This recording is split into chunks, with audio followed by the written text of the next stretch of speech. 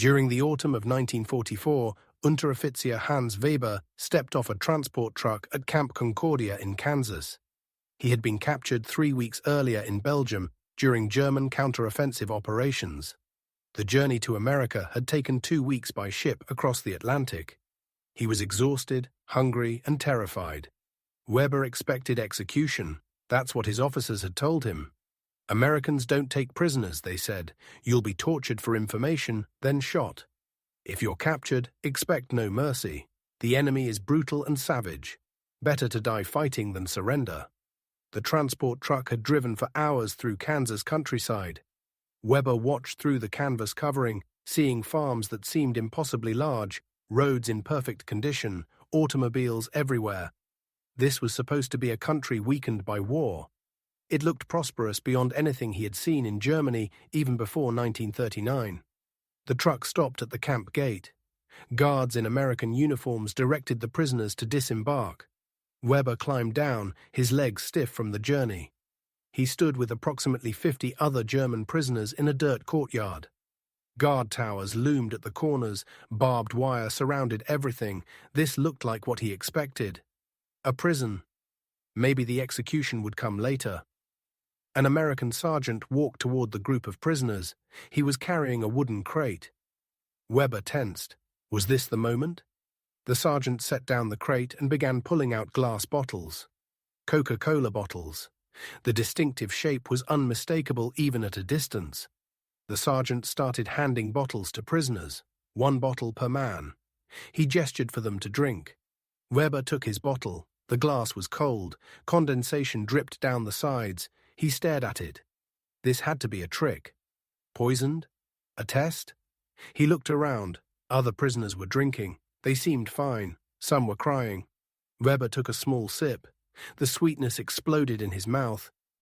He hadn't tasted sugar in months. Real sugar. Not saccharin or other substitutes. He drank more. The carbonation burned slightly but was refreshing. He finished the entire bottle in approximately 30 seconds. That Coca-Cola was Weber's first indication that nothing about this captivity would match what he expected. The story of German prisoners of war in American camps reveals one of history's most profound cultural shocks. Young men raised under Nazi ideology, told that Americans were decadent and weak, expecting harsh treatment as prisoners, instead found comfort and abundance they had never experienced.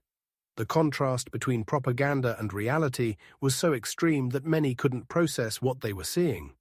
By the war's end, approximately 425,000 German POWs were held in camps across the United States. They arrived expecting the worst. What they found transformed their understanding of the war and the ideological system they had served.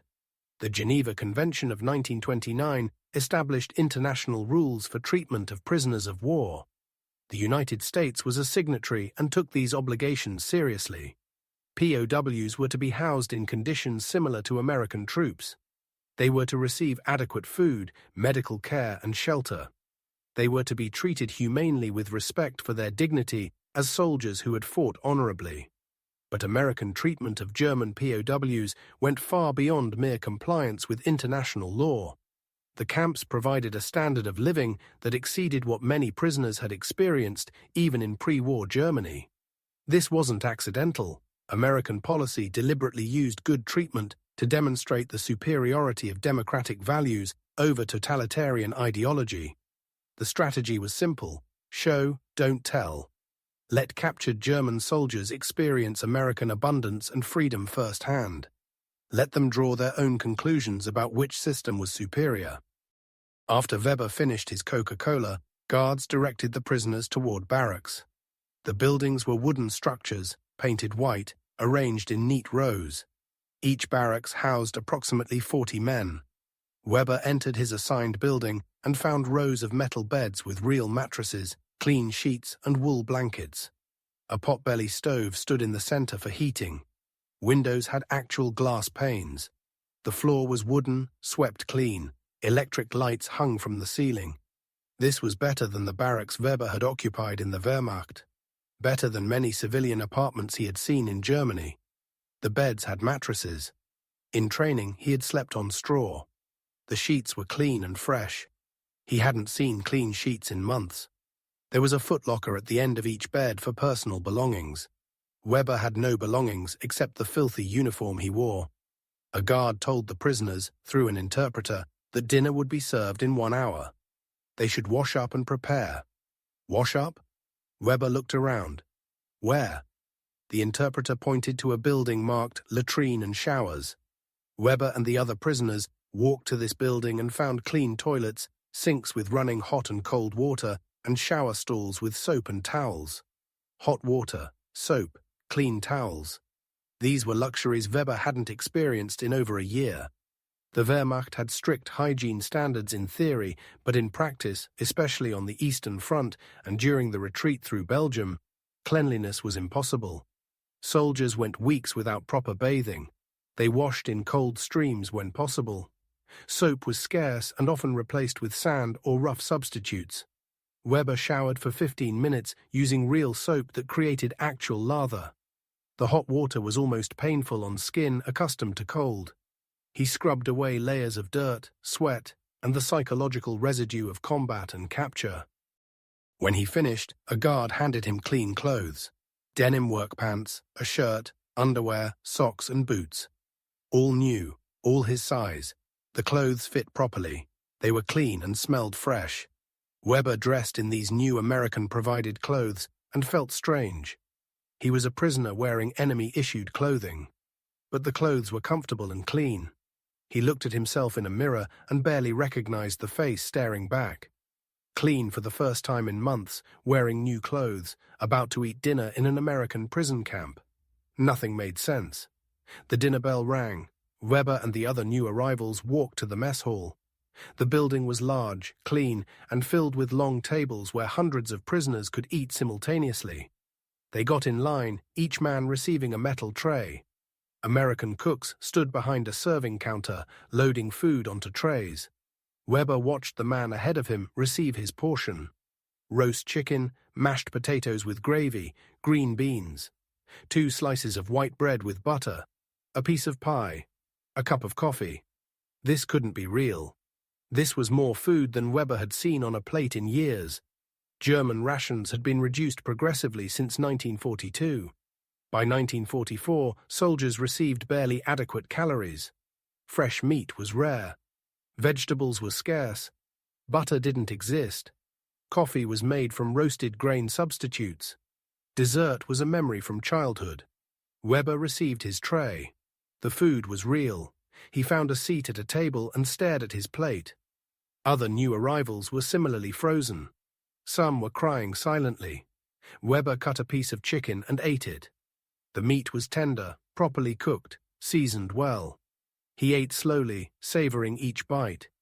His stomach, accustomed to small portions of poor-quality food, rebelled slightly. He felt full halfway through the meal, but continued eating because he didn't know when such food might appear again.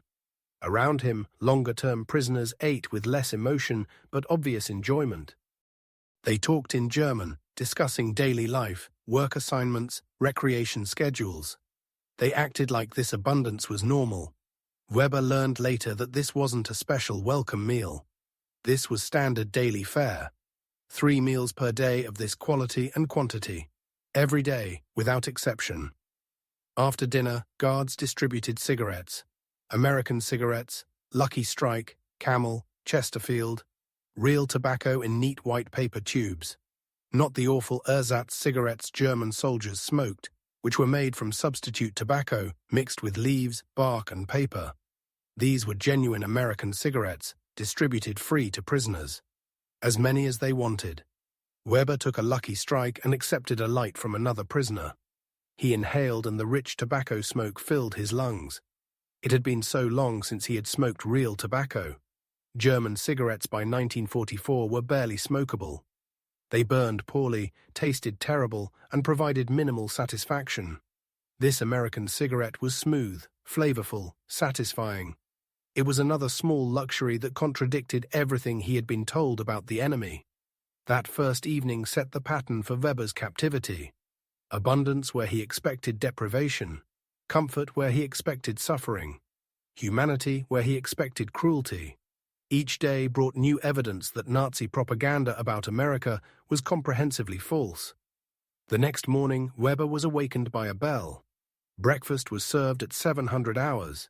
He and the others walked to the mess hall and received their morning meal. Eggs, 2 per man, fried or scrambled according to preference. Bacon, 4 strips, toast made from white bread, real butter, jam or jelly if desired. Orange juice, coffee with real sugar and cream. Weber had not seen eggs in over a year. Bacon was something he remembered from before the war. Orange juice was exotic. The toast was made from white bread that would have been luxury bread in Germany. Weber ate carefully, trying not to overeat. His stomach had shrunk during months of inadequate rations. Other prisoners weren't as cautious. Several became physically ill from consuming too much rich food too quickly. The camp doctor, a German POW physician working under American supervision, explained that they needed to eat slowly and let their digestive systems adjust to proper nutrition. After breakfast, new prisoners were processed. They were fingerprinted, photographed, and issued prisoner numbers. They filled out forms with their name, rank, service number, and home address in Germany. This information would be forwarded to the International Red Cross and eventually to German authorities, assuming such authorities still functioned. They were issued ID cards identifying them as prisoners of war under Geneva Convention protection. Then came a medical examination. Weber and the others were examined by American military doctors. Height, weight, vision, hearing, dental condition, overall health. The examination was thorough and professional. The doctors treated German prisoners with the same care they would give American soldiers. One doctor noticed Weber had a small infection from a wound received during capture. The doctor cleaned and bandaged the wound, prescribed antibiotics, and told Weber to return in 3 days for follow-up. Antibiotics. Real medicine. Not the depleted medical supplies German forces had by 1944. American military medicine was modern, well-supplied, and freely available to prisoners. Weber received a week's supply of antibiotic pills with instructions on proper use. The casual availability of such medicine shocked him. In the Wehrmacht, antibiotics were scarce and reserved for serious cases. Here, they were prescribed for a minor infection as routine preventive care. The dental examination revealed multiple problems. Weber had not seen a dentist in years. The army dentist noted 3 cavities, 1 cracked molar, and significant tartar buildup. The dentist scheduled appointments for fillings and cleaning. Weber would receive proper dental care as a prisoner that he never received as a soldier. The absurdity of this wasn't lost on him. After processing, prisoners received orientation briefings. An American officer, speaking through a German-speaking interpreter, explained camp rules and expectations. Prisoners were required to obey orders from American guards. They were forbidden from attempting escape. They were expected to maintain military discipline and cleanliness. In return, they would be treated according to Geneva Convention standards, with respect for their dignity as soldiers. The officer explained work programs. Prisoners could volunteer for work details outside the camp. They would work on farms, in factories, in construction, or in other civilian jobs where labor was needed due to American manpower being deployed overseas. They would be paid for their work. Not much, 80 cents per day in camp scrip, but payment nonetheless. The scrip could be used at the camp canteen to purchase additional items beyond basic provisions. Weber volunteered for farm work. He had grown up in rural Germany and knew agricultural labor. The alternative was remaining in camp with nothing to do. Farm work would provide activity, take him outside the fence, and earn him money for canteen purchases. The recreation options amazed Weber. The camp had a baseball diamond, basketball court, volleyball nets, and a soccer field. There was a library with thousands of books in German. Movie screenings occurred 3 times per week. Some camps had swimming pools. The camp newspaper, published by prisoners with American oversight, provided news and information. There were craft workshops where prisoners could learn carpentry, metalwork, leatherwork, and other trades. An orchestra formed from prisoner musicians performed regular concerts. They played everything from German classical music to popular American tunes. The quality was professional. Several prisoners had been professional musicians in civilian life. They received instruments from the Red Cross and local donations. The concerts were open to prisoners, guards, and occasionally local civilians. Weber attended his first concert and found himself sitting in a crowded recreation hall, listening to an orchestra of German prisoners playing Mozart's Symphony No. 40.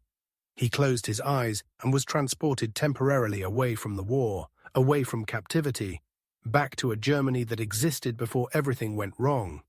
When the performance ended, both prisoners and guards applauded enthusiastically. The cultural activities continued beyond music.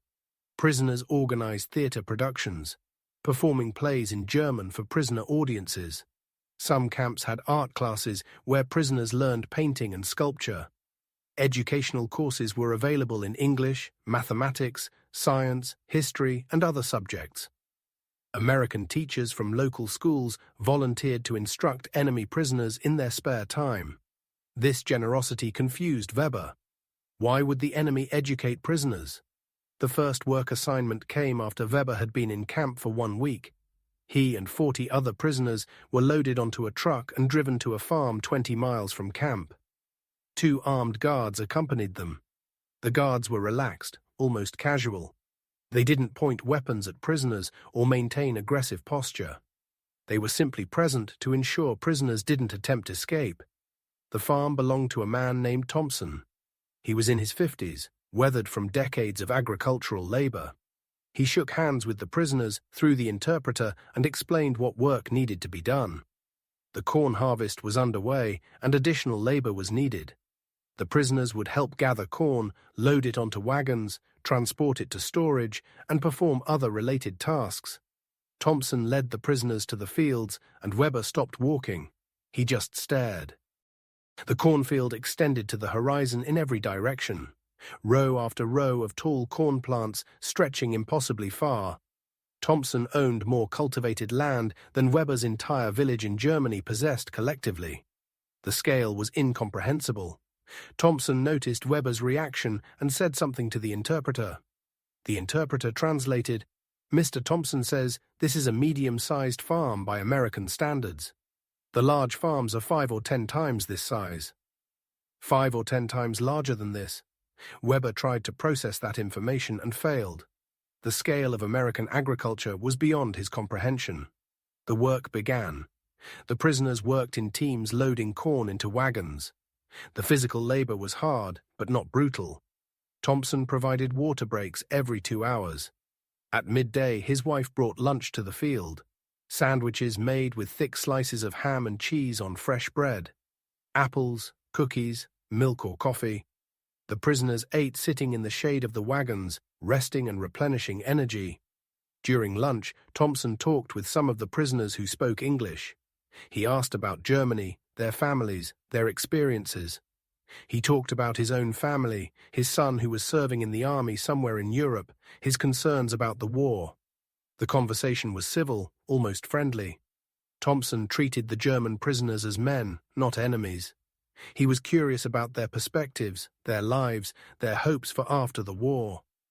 Weber worked hard that first day. He wanted to prove that German soldiers were disciplined and capable even in captivity. When the day ended, Thompson thanked the prisoners through the interpreter and said they had done good work. He would request them again for future assignments. The truck drove back to camp as the sun set, prisoners tired but satisfied from honest labor. The next morning, Weber received his first payment, 80 cents in camp scrip for 1 day's work. The scrip was paper currency accepted only within camp, but redeemable for various items. Weber went to the camp canteen and discovered he could purchase chocolate, candy, soap, toiletries, writing paper, stamps, cigarettes, magazines, and other small luxuries. He bought chocolate and writing paper. The chocolate was real, quality candy like he remembered from childhood. The writing paper would allow him to write letters home. Letters home posed a dilemma. What could Weber write to his family? He knew conditions in Germany were deteriorating. His family was experiencing strategic bombing, food shortages, infrastructure collapse. How could he describe his life in American captivity? If he told the truth, 3 good meals per day, comfortable housing, medical care, chocolate from the canteen, would they believe him? Would they think he was coerced into writing propaganda? Weber wrote carefully, describing his capture, his journey to America, his arrival at camp. He mentioned that he was healthy and being treated well. He said he hoped they were safe and that the war would end soon. He avoided specific details that might sound like propaganda. He signed the letter and submitted it for censorship. American authorities read all prisoner mail to ensure no sensitive information was transmitted. His letter was approved and sent. Weeks passed. Weber settled into camp routine. Work assignments on Thompson's farm continued. The corn harvest finished. Next came wheat, then helping prepare fields for winter crops. Weber learned about American agricultural practices. Thompson used tractors, combines, and other modern equipment. One man with a tractor could do work that required 20 men with hand tools. The efficiency was staggering. Thompson's farm produced yields that Weber calculated were triple what German farms achieved. The soil was rich, the climate was favorable, but the real difference was mechanization and modern farming techniques. American agriculture was decades ahead of German methods. Thompson's family lived comfortably from farm income. They had electricity, indoor plumbing, a telephone, a radio, 2 automobiles. They ate well every day. They lacked nothing. Weber compared this to rural Germany. His home village had limited electricity. Most homes used outhouses. Telephones were rare. Automobiles were luxury items owned by the wealthy. Families often struggled to afford adequate food, even before the war. The Thompson family's standard of living exceeded that of most German middle-class urban families. This wasn't what Nazi propaganda had taught. Americans were supposed to be suffering under plutocratic capitalism. The working classes were supposed to be oppressed and impoverished. Only the rich elite were supposed to live well. But Thompson was a working farmer, not wealthy elite, and he lived better than most Germans. The evidence contradicted the ideology. The contradiction deepened when Weber observed race relations. Southern camps, like some in Texas and Louisiana, employed both white and black American soldiers as guards. German prisoners had been indoctrinated with Nazi racial ideology. They expected to see racial conflict and oppressed minorities. What they observed was more complex and challenged their assumptions. Black American guards carried themselves with authority. They were well-fed, well-equipped, properly trained soldiers. They commanded respect and received it. Under Nazi ideology, this was impossible. The racial theories proclaimed that such soldiers couldn't exist. Yet here they were, professional and capable. The situation became more absurd when prisoners learned that in some areas, local Jim Crow laws meant German POWs could enter restaurants and facilities that excluded black American soldiers. The prisoners could eat in establishments where the guards watching them couldn't. Some prisoners found this bizarre. How could the enemy treat prisoners better than their own soldiers? Others began questioning Nazi racial theories when faced with evidence that contradicted everything they had been taught. The cultural shock extended to entertainment. Movie screenings showed Hollywood films. The production values were extraordinary. Technicolor was vivid and beautiful. The movies depicted an America of abundance, optimism, and technological capability. Even accounting for propaganda elements, the industrial capacity to produce such films while fighting a two-front war was impressive. Weber watched Casablanca, The Wizard of Oz, Citizen Kane, and dozens of other films. He had seen German films before the war, but nothing of this quality or scale. American cinema was more sophisticated, better produced, more entertaining. It reflected a society wealthy enough to invest in culture even during total war. Newsreels shown before movies documented Allied advances and American production. Factories churning out tanks, aircraft, and ships at impossible rates. Shipyards launching Liberty ships faster than seemed physically possible. Aircraft factories where B-17 bombers rolled off assembly lines like automobiles. The scale of American industrial production was incomprehensible. One newsreel showed production statistics for 1944. American factories produced approximately 96,000 aircraft that year. Germany produced roughly 40,000. America built 17,000 tanks. Germany built 19,000, but was defending on multiple fronts. American artillery production was 49,000 pieces. Germany managed 41,000, while dedicating everything to war production. The numbers told the story. America was producing these quantities while maintaining civilian prosperity. Factories ran 3 shifts, but workers went home to comfortable houses, ate well, owned cars. Germany was producing less while experiencing total mobilization, strategic bombing, and collapsing infrastructure. The material disparity was overwhelming. The implications were obvious. Weber watched these newsreels with other prisoners and saw the same realization spreading through the group. Germany couldn't win. The gap was too vast. The war was lost. They were fighting for nothing. All the death and destruction was pointless because the mathematical reality made German victory impossible. Some prisoners rejected this conclusion. Hardcore Nazis refused to believe American propaganda. They argued that the films were fabrications, that German secret weapons would turn the tide, that final victory was still possible. These prisoners sometimes intimidated others who expressed doubt about the Nazi cause. They threatened to report defeatism to camp authorities or to German authorities after the war. Camp commanders addressed this through segregation. The most committed Nazis were separated from moderate prisoners.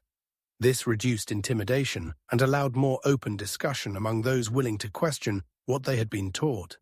The segregated hardcore Nazis remained defiant but isolated.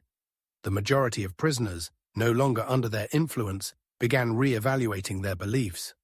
The camp library accelerated this process. Books in German covered history, science, literature, philosophy, and politics, including books banned in Nazi Germany. Prisoners could read uncensored accounts of the Nazi rise to power. They could read critiques of totalitarianism. They could read democratic political theory. They could read newspapers describing Allied advances and German retreats.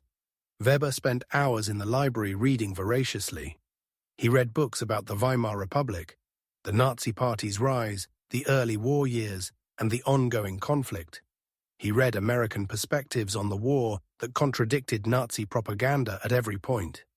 He read about concentration camps and atrocities that he had believed were Allied propaganda, but which began to seem more plausible as evidence accumulated. Educational programs supplemented the library.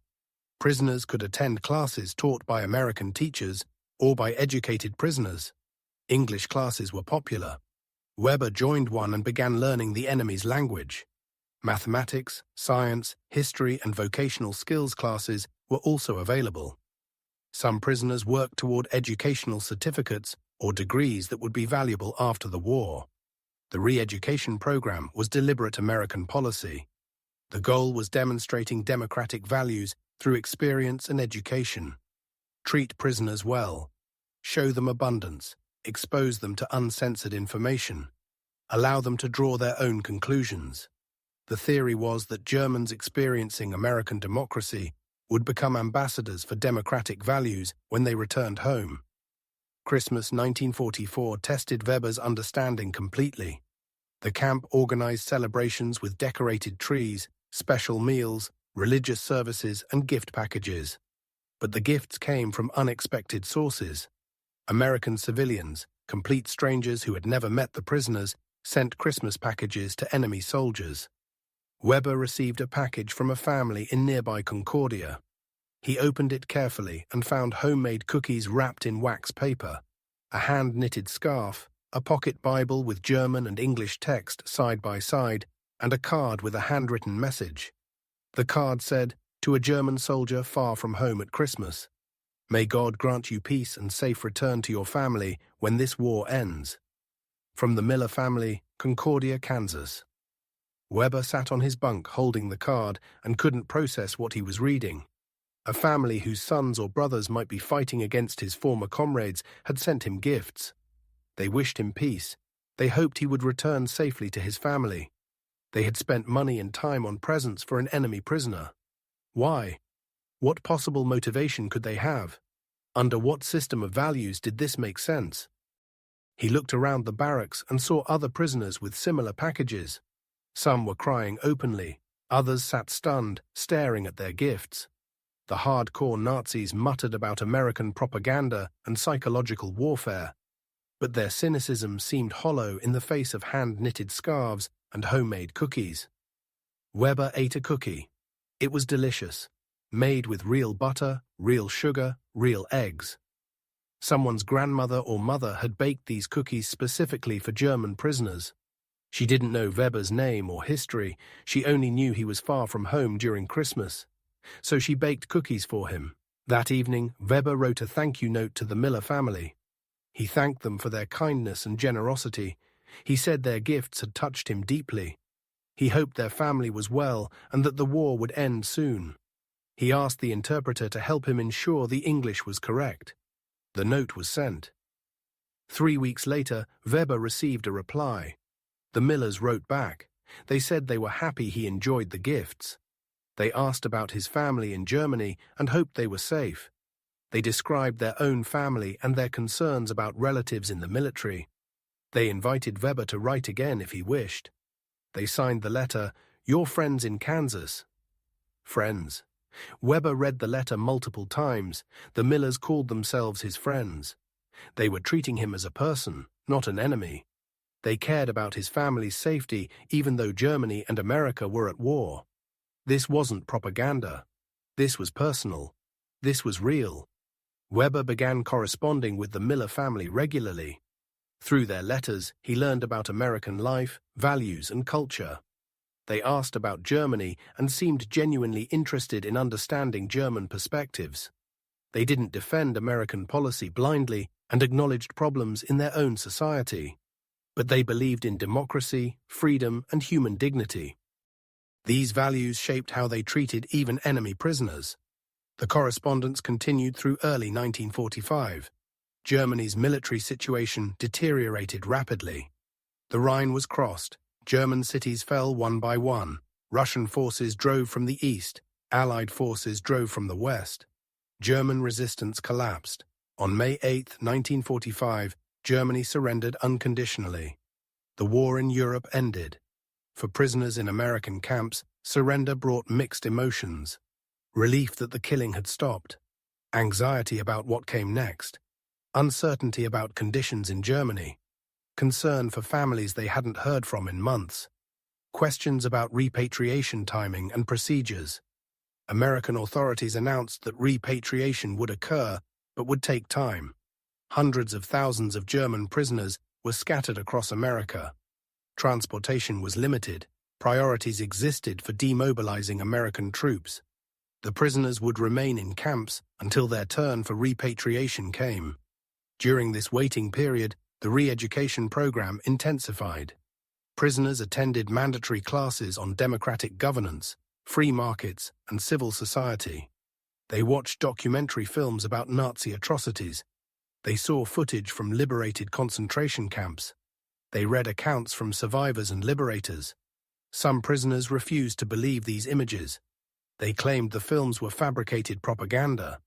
Others were shocked and ashamed.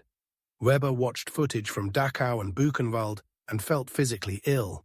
He had known that camps existed. He had heard rumors. But he had dismissed them as exaggerations or allied lies. The visual evidence was undeniable. The systematic murder had happened. The industrial scale of killing was real. Weber felt complicit. He had served the regime. He had fought for it.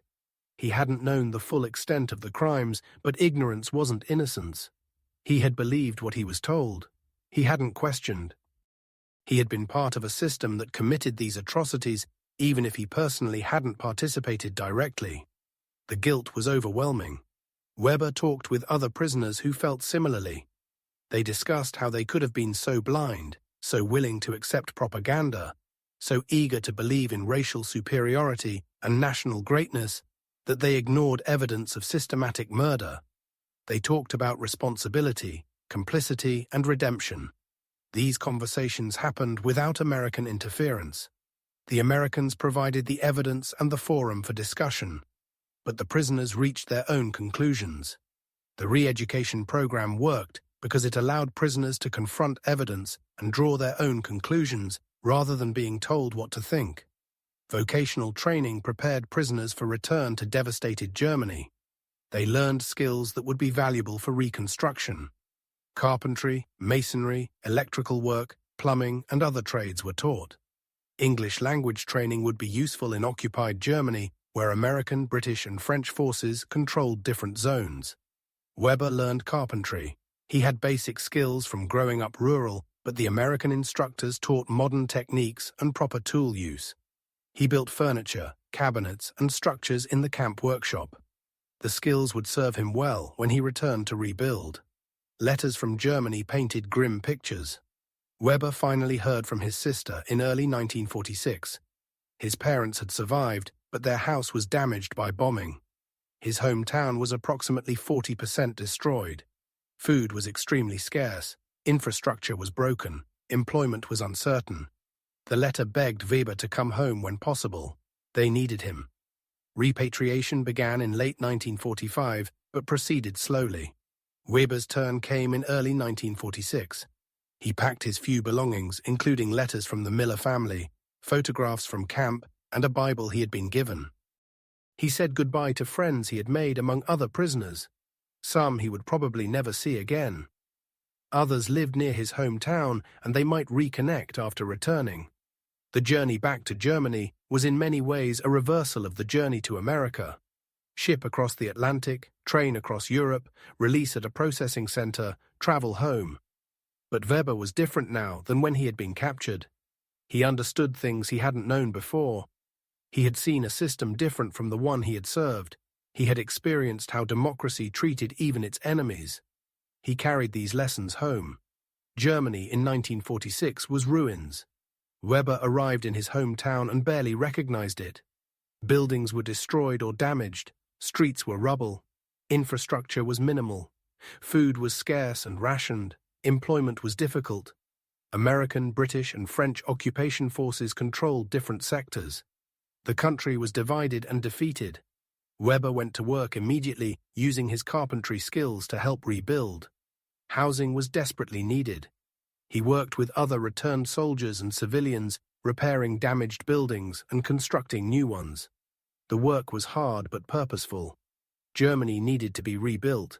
Weber would contribute. He maintained correspondence with the Miller family in Kansas. They had asked him to write when he returned to Germany. He described conditions honestly. They responded with sympathy and encouragement. They sent care packages through relief organizations. They invited him to visit America someday if the opportunity arose. That opportunity came in 1950. Post-war immigration policies allowed some former POWs to apply for visas to America. The Millers sponsored Weber's application. After extensive paperwork and interviews, his application was approved. In autumn 1950, Weber boarded a ship to America as an immigrant rather than a prisoner. He settled in Kansas near the Miller family. He found work as a carpenter. He learned English properly and adapted to American life. The transition was easier than for many immigrants because he already knew America from his time as a prisoner. He understood American culture, values, and expectations. He had friends who helped him adjust. In 1955, Weber became a naturalized American citizen. He took the oath of citizenship in a courthouse in Kansas. He swore allegiance to the Constitution and renounced allegiance to foreign powers. He became American. The journey from enemy soldier to American citizen was complete. Weber's story was not unique. Thousands of former German POWs immigrated to America after the war. They had experienced American democracy and prosperity firsthand during captivity. They understood the differences between totalitarian and democratic systems. They chose democracy. They chose freedom. They chose America. The American POW camp system cost enormous resources. Housing 425,000 prisoners required facilities, guards, administrative staff, medical personnel, and supplies. Feeding them to American standards was expensive. Providing recreation, education, and medical care added costs. The total expense was substantial, but the return justified the investment. Former prisoners returned to Germany with first-hand knowledge of American capacity and values. They became informal ambassadors for democracy during the critical Reconstruction period. They talked about their experiences with family, friends, and neighbors. They challenged the propaganda they had been taught. They demonstrated through personal testimony that democracy worked. The contrast between American and Soviet treatment of prisoners was stark and significant.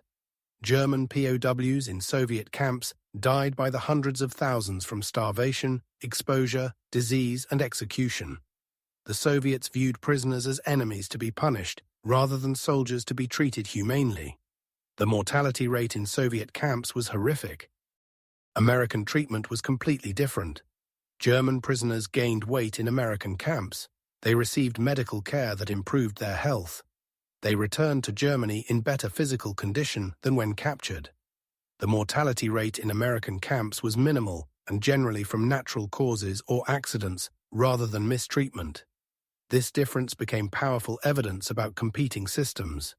Western democracy treated enemies humanely, even during total war. Soviet communism treated prisoners brutally. The contrast influenced German attitudes toward occupation zones. Many Germans preferred American occupation to Soviet occupation, based partly on knowledge of how each side treated prisoners. The policy also proved pragmatically effective. Well-treated prisoners were easier to manage. They cooperated with camp authorities. They worked productively on assigned tasks. They provided intelligence when interrogated. They didn't attempt escape or cause discipline problems. The humanitarian approach succeeded where brutality would have created resistance and problems. For Weber and thousands like him, the experience of American captivity was transformative. They had been raised under totalitarianism, educated in Nazi ideology, trained as soldiers for an aggressive war. They expected to find in America the things propaganda had described: weakness, degeneracy, poverty, brutality. Instead, they found strength, prosperity, generosity, and humanity. The contrast was so extreme that it couldn't be rationalized away. The evidence was in every detail: the 3 meals per day, the medical care, the Christmas packages from strangers, the baseball games, the library books, the clean clothes, the respectful treatment. Everything contradicted what they had been taught. That Coca-Cola Weber drank on his first day in Camp Concordia represented all of this. It was a symbol of abundance in a country that could give luxuries to prisoners while fighting a two-front war. It was evidence of industrial capacity that could produce consumer goods alongside military equipment. It was proof that American prosperity wasn't propaganda, but reality. When Weber finished that Coca-Cola, his world changed. Not immediately, not all at once, but over time, through accumulated evidence, through daily experience, through education and reflection, he came to understand that everything he had believed was false. The war he fought was unjust. The system he served was evil. The enemy he fought was actually the defender of values worth defending. That realization was painful. It required acknowledging complicity in terrible crimes, even if that complicity was through ignorance and following orders. It required accepting that years of his life had been wasted serving evil. It required rebuilding his understanding of the world from scratch. But it also offered hope. If he could change, others could too. If Germany could be rebuilt on democratic principles, it could avoid repeating the mistakes that led to Nazi totalitarianism. If former soldiers like Weber could become American citizens, proving that enemies could become friends, then reconciliation and peace were possible. Weber lived in Kansas for the rest of his life. He worked as a carpenter, married an American woman, raised children who grew up knowing both their German heritage and their American identity. He talked to his children about the war, about his experiences as a prisoner, about why he chose to become American. He told them about the Coca-Cola that changed everything, about the abundant food that contradicted propaganda, about the Christmas package from strangers that demonstrated kindness could cross enemy lines, about the choice between systems and values that he made based on personal experience. When Weber died in 1994, his obituary in the local newspaper described him as a German immigrant who became a proud American citizen. It mentioned his service in the German army during World War II and his time as a POW in Kansas. It described how he settled in America after the war and contributed to his adopted community for decades. The obituary didn't capture the full story. It couldn't describe the profound transformation from enemy soldier to American citizen. It couldn't explain what it meant to have every belief challenged and to rebuild understanding from evidence rather than ideology. It couldn't convey the significance of a Coca-Cola handed to a prisoner who expected execution. But those who knew Weber understood. He had been part of something important. The American treatment of German prisoners wasn't just humanitarian policy. It was strategic investment in peace. It was demonstration of democratic values. It was evidence that even during total war, some principles mattered enough to maintain them even when dealing with enemies. The 425,000 German prisoners who experienced American camps carried those lessons home. They told their families. They influenced their communities. They participated in German reconstruction with understanding of democratic alternatives to totalitarianism. They became informal agents of reconciliation between former enemies. Some historians argue that American treatment of German POWs contributed significantly to successful democratization of West Germany.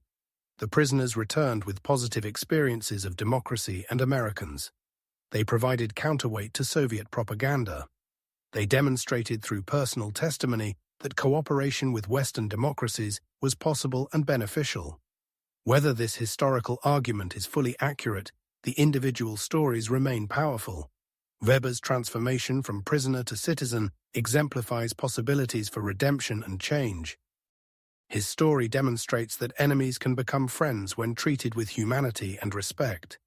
His experience proves that showing rather than telling can change minds more effectively than propaganda or force. The Coca-Cola remains the perfect symbol: simple, sweet, abundant, casually given to someone who expected cruelty. That small gesture represented everything different about the systems at war. One side hoarded resources and brutalized enemies. The other side had enough abundance to give luxuries freely and chose humanity even toward those who had fought against it. For Weber and thousands like him, that Coca-Cola was the first crack in the ideological wall they had been taught to maintain.